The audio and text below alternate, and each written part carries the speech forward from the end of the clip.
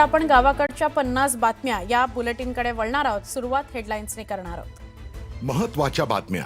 प्रायोजक घरकुल मसाले, स्वाद आणि मायेचा खमंग मेळ।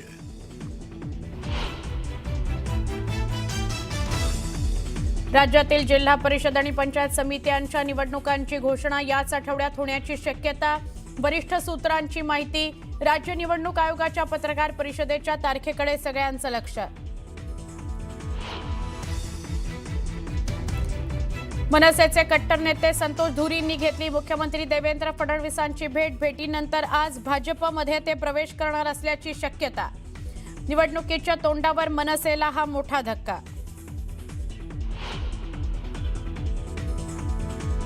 तुम्ही पालकमंत्री आणि 5 वर्षात तुम्ही केलं काय हे विचारतात अजित पवार। या शहरातील जनता खुळी नाही, मंत्री चंद्रकांत पाटलांकडून उपमुख्यमंत्री अजित पवारांना उत्तर।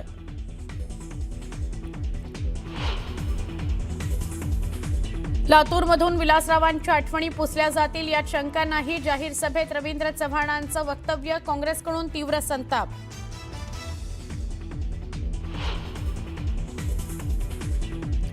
वीस वर्ष मुंबईत भाजप ठाकरेंसोबत सत्तेत होतं तेव्हा अनेक पदं उपभोगली। 25 वर्ष तुम्ही केलं काय या भाजपच्या टीकेला आदित्य ठाकरेंचं उत्तर।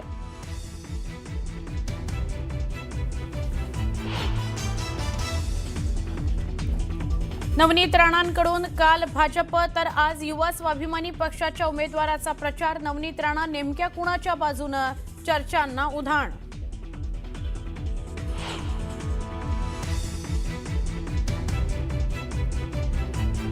महाराष्ट्र क्रिकेट असोसिएशनच्या निवडणुकीला मुंबई उच्च न्यायालयाची स्थगिती। रोहित पवार यांना धक्का। नातेवाईक, राजकीय व्यक्ती आणि कार्यकर्त्यांची नावं मतदार यादीत घुसवल्याचा रोहित पवारांविरोधात आरोप।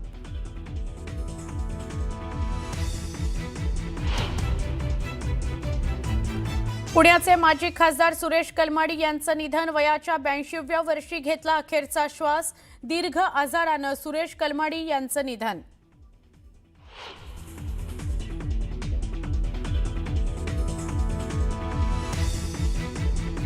वसईमध्ये लव्ह जिहादचं धक्कादायक प्रकरण उघडकीस। अल्पवयीन मुलीची ऑनलाईन बोली लावून शोषण केल्याचा मध्य प्रदेशातल्या युवकावर आरोप। पोलिसांनी दाखल केला गुन्हा।